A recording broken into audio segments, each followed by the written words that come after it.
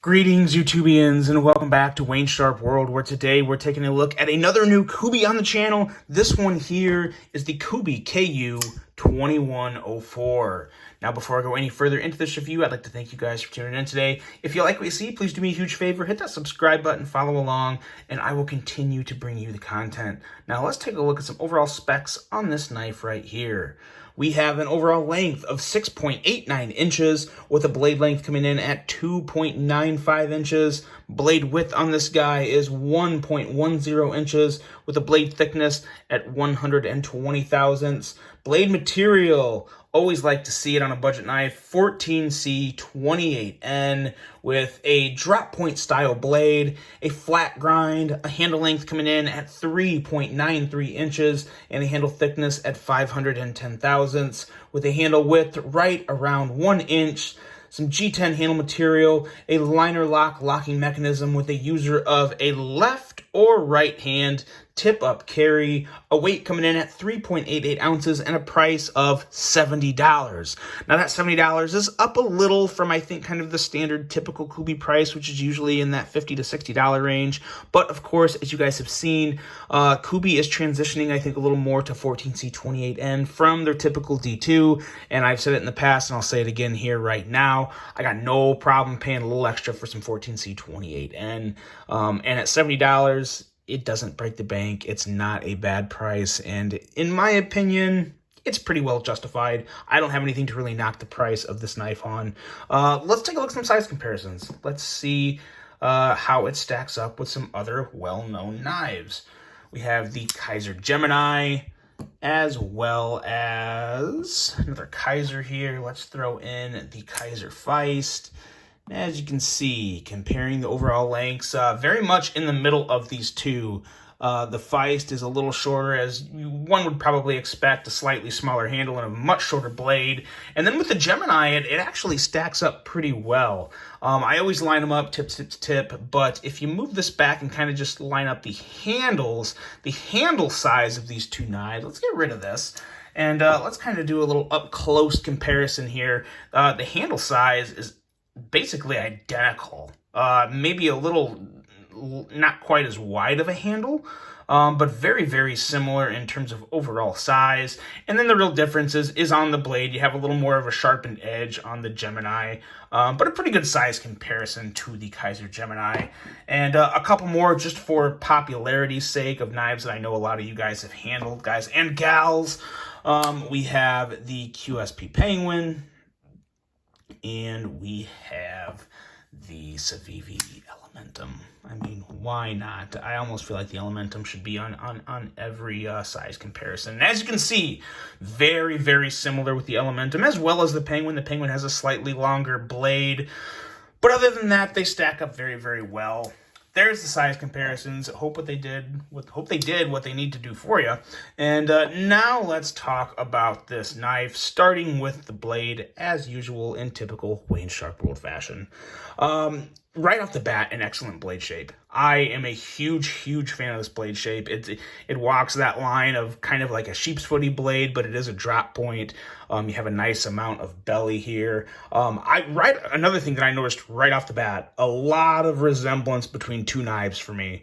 I definitely see the CRKT Pilar 3 in here, and I also see the Liang Ma Field Duty EDC, the smaller version of that. I think everyone, if you know what those two knives are, I think you probably all agree to some extent that definitely see some resemblance of those two knives in here. Now, I don't think there's anything wrong with that. Those knives are both great, and I don't see too much resemblance, so I'm not putting anything else out there other than those are the two knives that this model here reminds me of. You have a pretty respectable edge reading coming in at 20 thousandths. Not going to be the sliciest knife in the world, but it's still going to be plenty good enough at taking care of any EDC tasks you have. And a nice stout tip that should be able to take a pretty good amount of good use, heavier use tip. Blade in general with the flat grind makes for a stronger blade. The swedge up here, everything about it I think makes for a pretty nice durable blade. Of course, I know 14C28N isn't the toughest, it's not 3V, I get all that. I'm just simply saying I don't think you're going to have any issues with a dainty tip or snapping this blade. course, as long as you use it within reason. Now, there's just enough choil on this guy that I really do appreciate that, because you can use that choil if you want to do a little more detail work and get in there and do a little more work with the tip. Obviously, it's not a full choil. It's more of like kind of a pinch grip choil, to where you can get, the front of your index finger up there. And this jimping here isn't exactly the most functional jimping, but it does add just enough extra grip to where you get that pinch grip going, and you really do have a nice secure grip on that blade. I wouldn't be too worried. Of course, if you're ever using a knife with a choil like this and you're kind of doing more detailed work, I'm also kind of expecting that not to be real hard work, so you don't want to be pushing real hard, because your finger could always slip up on the sharpened edge, and you want to be careful and use your tools with caution. Now, even though the jimping on the spine here isn't the grippiest, best jimping in the world, the jimping on this top flipper, this is front/top flipper, obviously, as you can see here, this works just fine. No issue with the jimping for deploying the blade. We'll talk more about that when we get to the action portion of this knife. But that's about all I got for the blade for you, but a very attractive blade, a blade that I like very, very much. I think is really the highlight of this knife, in my opinion, as well as the action, which is also tied into, the blade, of course, with the cutout in the front flipper. We'll get to the action here in a second, but now let's talk about the handle and ergos, because the ergos are really pretty neutral on this knife, but the handle, it just fits my hand so well. Basically the perfect width or perfect length for my hand that fits in the width of my palm here. As you can see, I set this knife in my palm, and that pretty much it's right there in terms of covering it all up when I have it in hand. Nice secure grip. Really do like the traction you have on the G10 here. It's not too abrasive, so it's not going to tear your pants up, but it's going to give you enough of a grip to where you feel like you have a nice secure handle on this knife, which is very, very good. Something I like a whole lot and definitely appreciate with any knife that I'm going to be planning on using. And this is definitely one that I plan on getting some pretty good pocket time, because I just enjoy the overall aesthetics of it.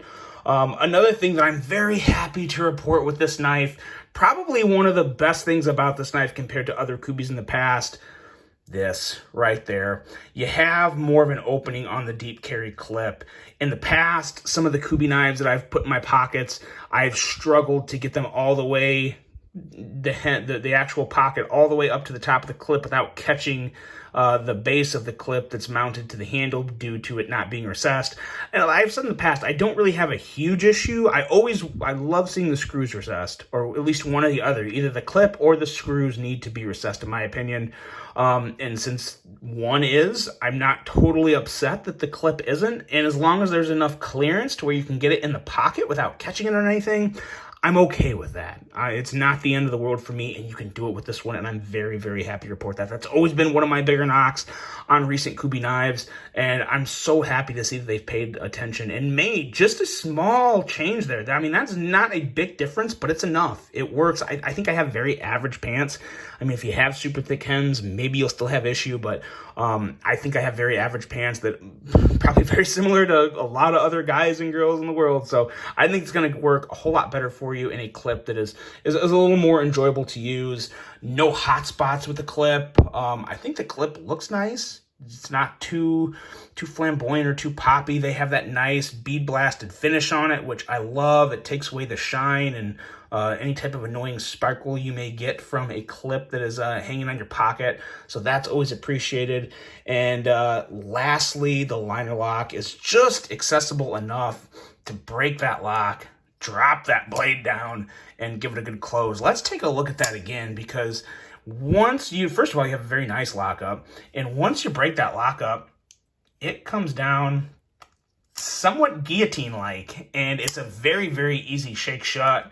A nice lead into the action of this knife, which is fantastic.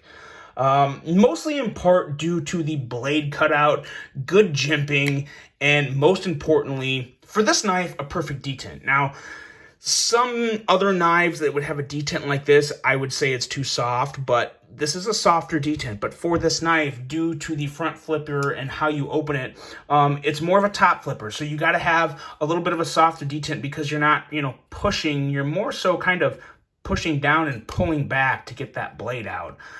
You want to have a good position of it in your hand, but once you do, the blade comes out no issue, just fine. The reach around or top reach, whatever you want to call it, works. Probably, this is one of my favorite ways to open this blade, actually. You can do this with a lot of Justin Lundquist designs, especially some of his newer ones. So if you guys like that, definitely one worth looking at. Very easy to do the top reach on this, and middle finger flick. Very easy. You got to dig your finger in there just a little to kind of get that kicked out. It's not quite as easy to access as some other knives that have the blades sticking out more and the holes more up here to where you can just easily put your finger in and kick it out.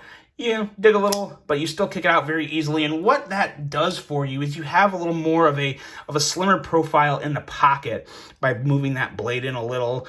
You have a nice handle, so I wouldn't change the handle. I wouldn't put anything there. This is fine. This is easy enough to access. I have kind of thicker fingers, so if I can get it, I think most people can.